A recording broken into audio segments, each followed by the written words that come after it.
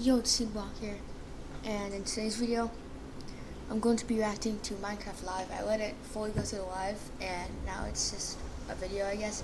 So I'm going to be reacting to it, see what is going to be added into the next update. So I'm really excited. So let's go and start.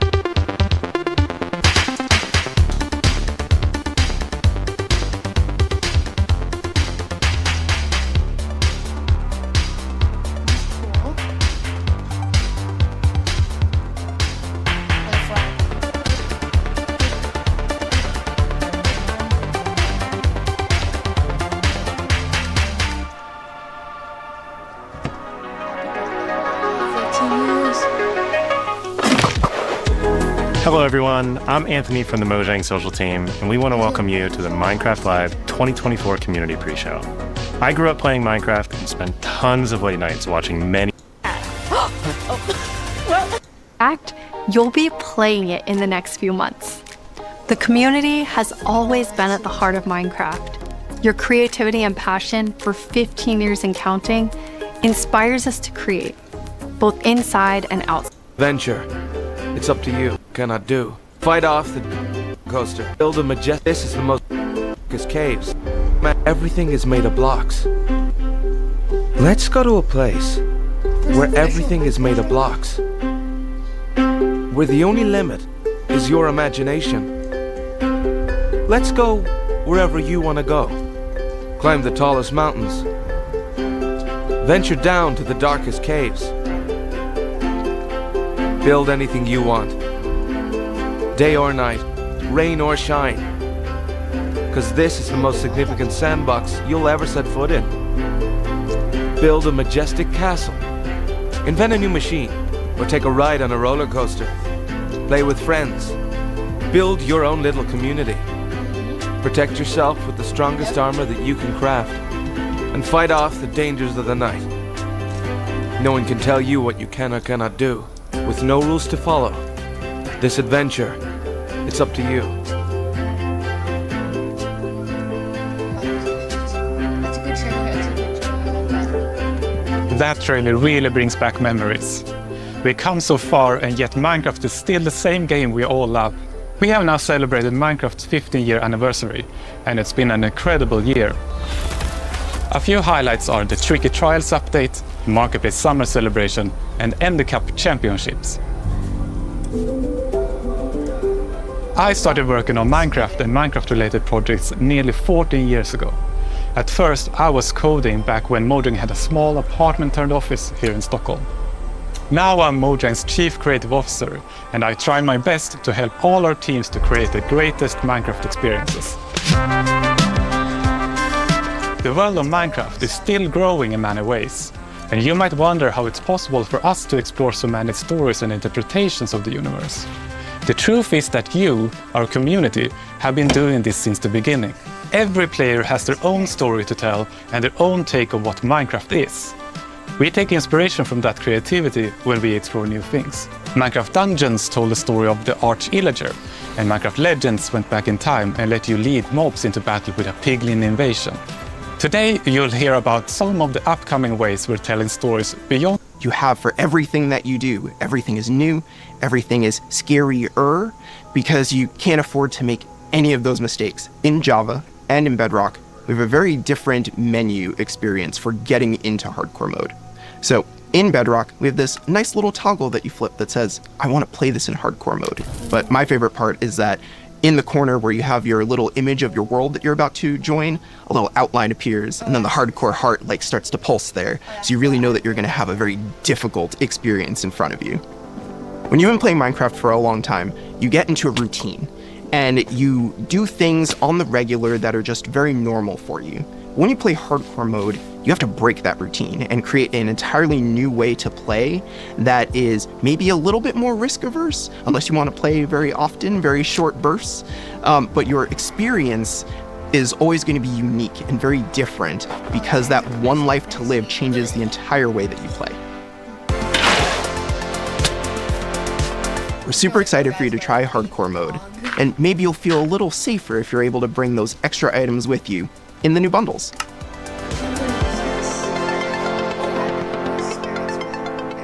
This is Matthew, take one. We added bundles to help people pack more into their inventory. So in old versions of Minecraft, if you were digging a tunnel, you might end up with 64 blocks of cobblestone and it fits into one inventory slot. Today, if you dig that same tunnel, you're going to get a lot of different blocks. Even if it's only 64 blocks in total, they're going to take a lot of inventory slots because they don't stack together. A bundle lets you pack those items together, reclaim that space, and have an inventory that feels like it did back in the early days of Minecraft.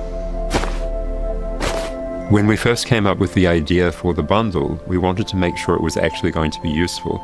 So we watched a whole lot of streams of players playing survival Minecraft. We waited until they opened their inventory and then we took a screenshot. Then we went through all these screenshots and we said, what could this player do if they had a bundle? What we found is that most people would be able to free up 8 inventory slots or more, which gave them a lot of room to carry more of anything they wanted. The main advantage of using a bundle is that you can go out for longer.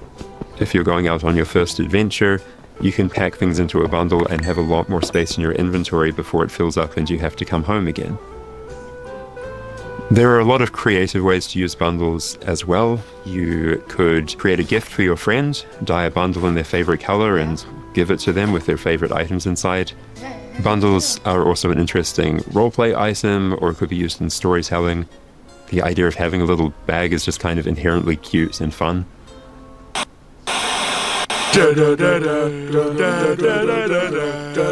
Villager news. Breaking news! We interrupt this Minecraft Live broadcast for a special report. There's been a monster sighting. Here's villager number 9. Thanks, number 5. Villager number 15 here says there's a monstrous creature right there in those woods. So, number 15, have you ever lied on the news before? What? I'm not lying. I was with my group and the monster, it got all of them. They're all gone. Maybe they just don't like you. You know, because of all the lies. What? That's ridiculous. All right, to put an end to these clear fabrications, I'm gonna go into the spooky forest and prove there's no monster. All right, let's go. Oh, you're heading into the woods. Very well, but I must warn you. Those who enter there never return here. What? Why not? Oh, no, this is just the entrance, darling. The exit's over there. All right, come on. Everybody keep their eyes peeled for monsters. Of course, we know there's no such thing. What about zombies, skeletons, goblins, dragons, It didn't look like any of those. All right, what did it look like? I couldn't see it clearly. It was behind a tree. Convenient. Hey, wait. Does anyone feel like we're being watched? I hope so. We need the ratings. Did anybody hear that? Hear what? The creaking. I'd say it was more of a crunching. Hey, wait. Where's villager number 31? Is that XP?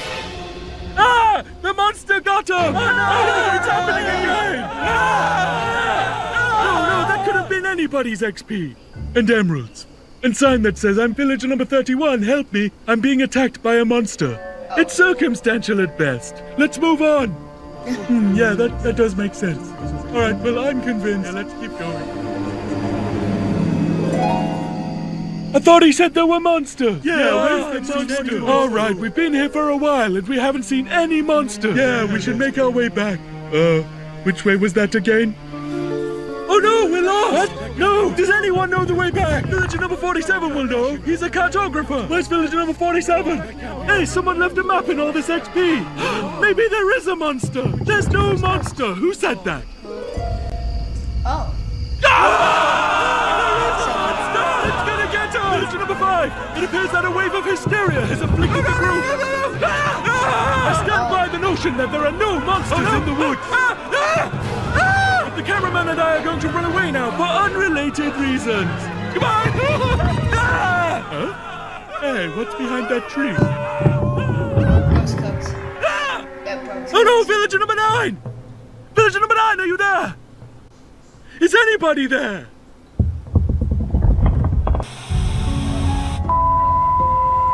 I guess we'll never know what caused this tragic chain of events. But it definitely wasn't a monster. Ah well, sorry for interrupting the show. Now back to Minecraft Live! Villager News.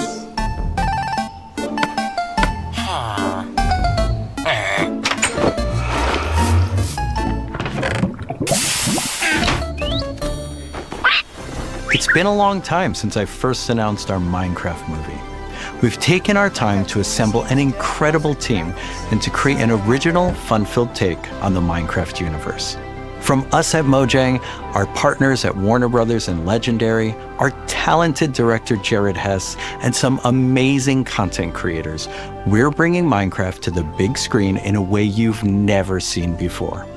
All with the goal of authentically capturing the spirit of Minecraft by working with people who play, love, and care about the game as much as you do.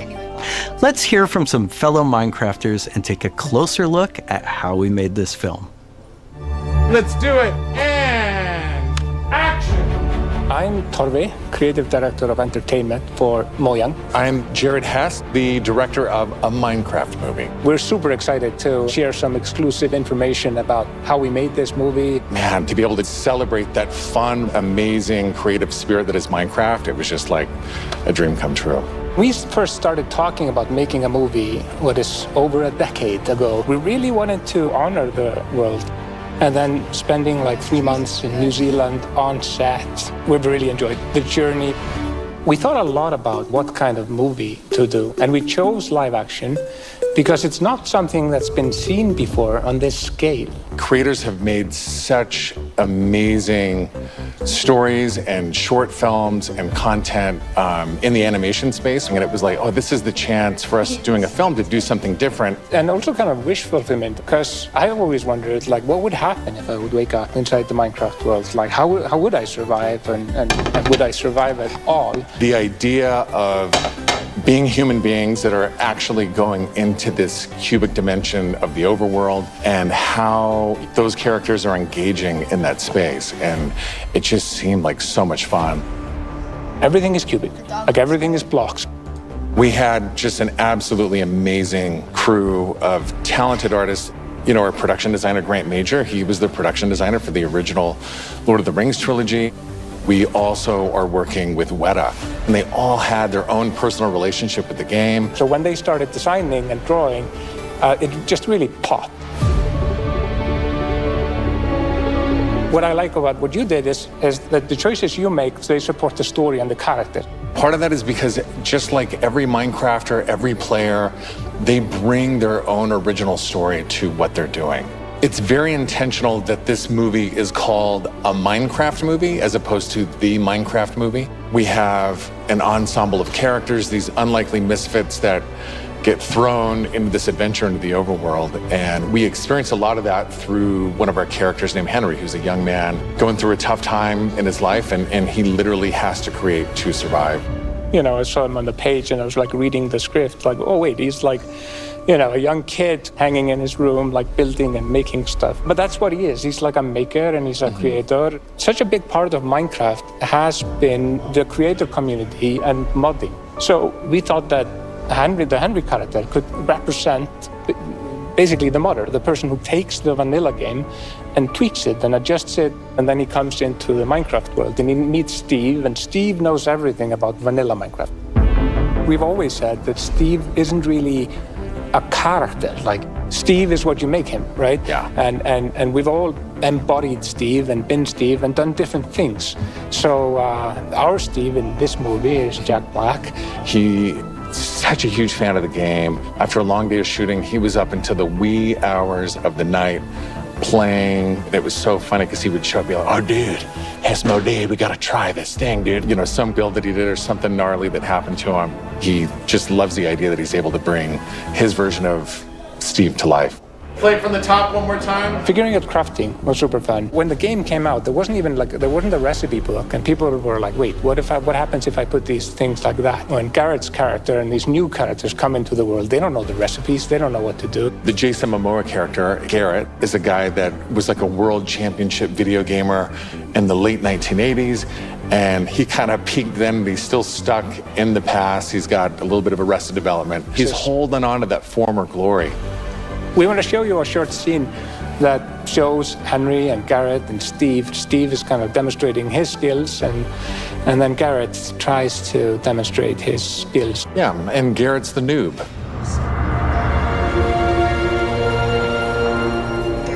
This is a crafting table. Here's how it works. You place these elements in different patterns, and you got yourself a sweet blade. You want to see a blade? I'll show you a blade. Yeah! Hammer.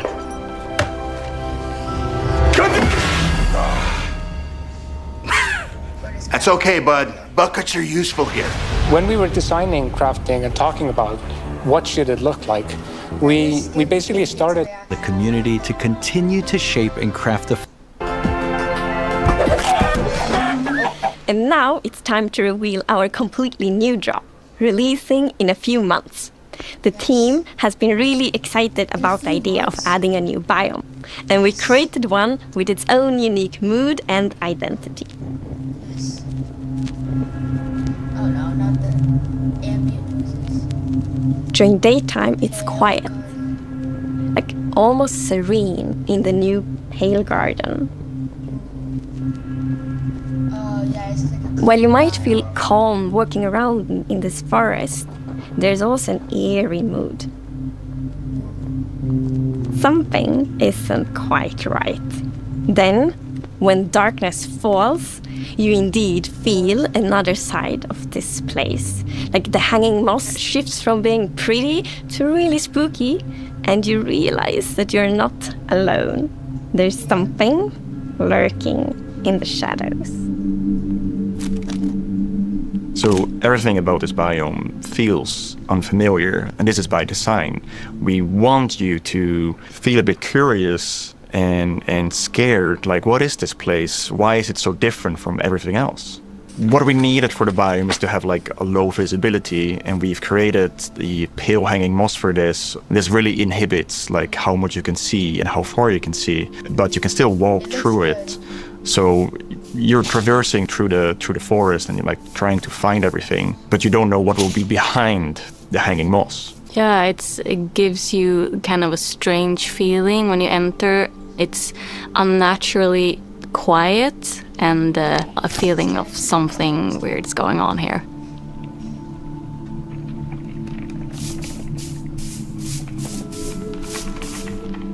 I really like the ambiance of the new biome. It invokes really those eerie and spooky feelings. Yes, eerie indeed.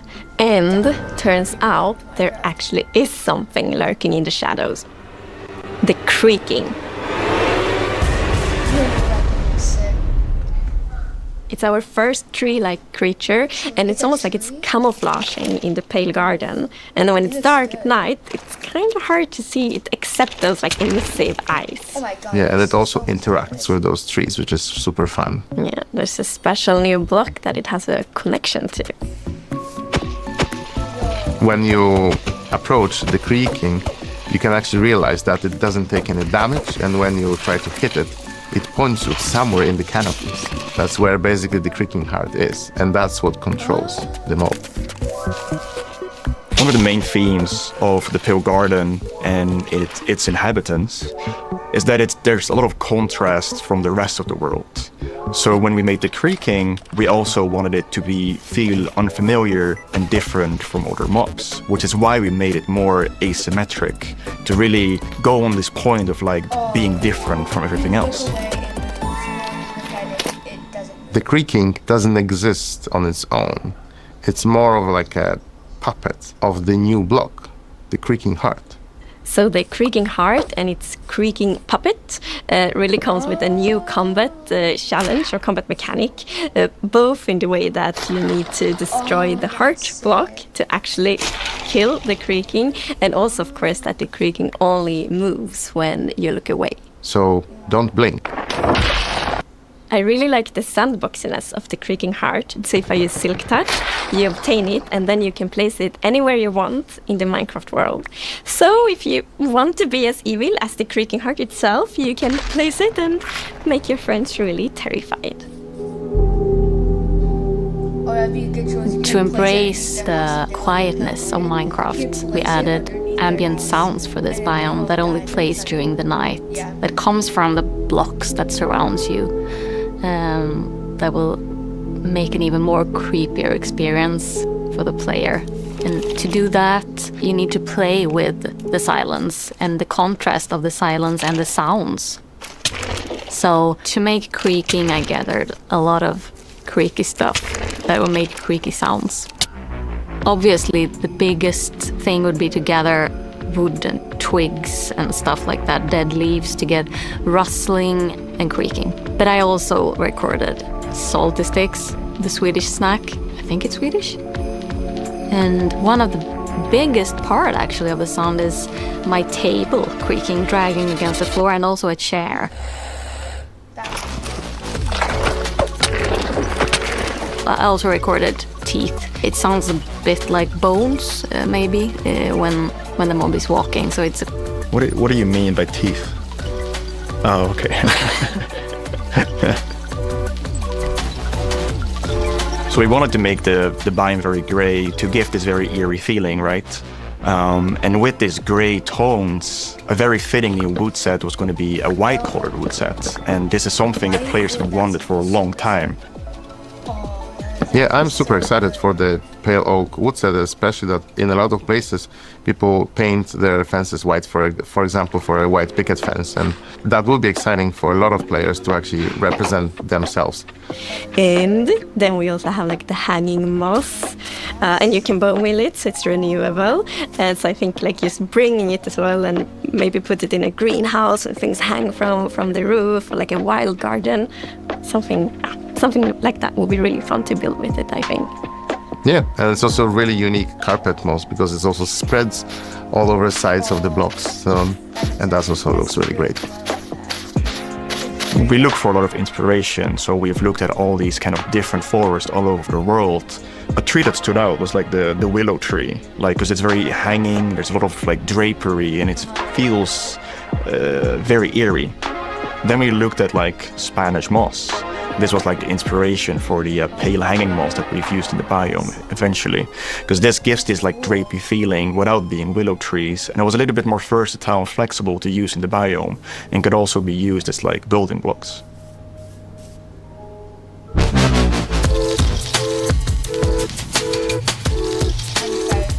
We are super excited to see what you do with these new features and the new game drop.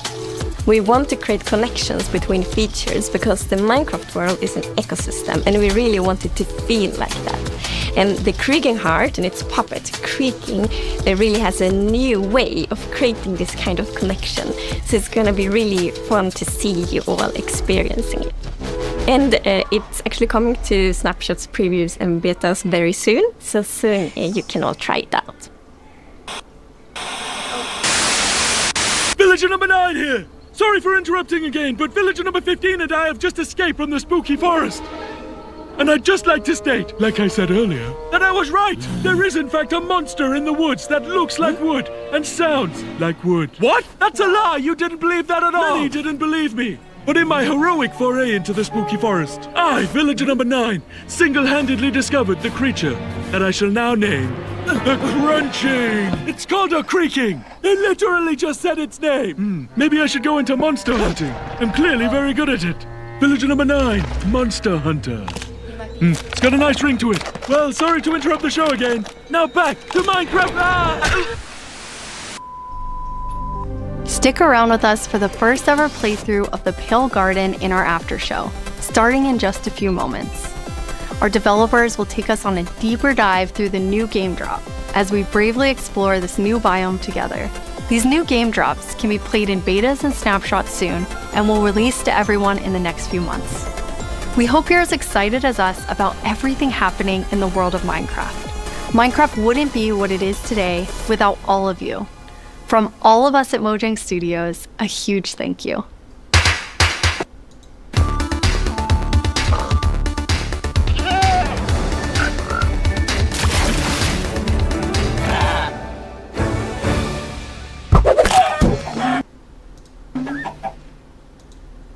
So, that's it. Thank you guys for watching. Subscribe, buy the merch, and also run the road to 200 subscribers. That was sick. I'm super excited for the Pale Garden, and I'll see you guys in the next video. Peace out.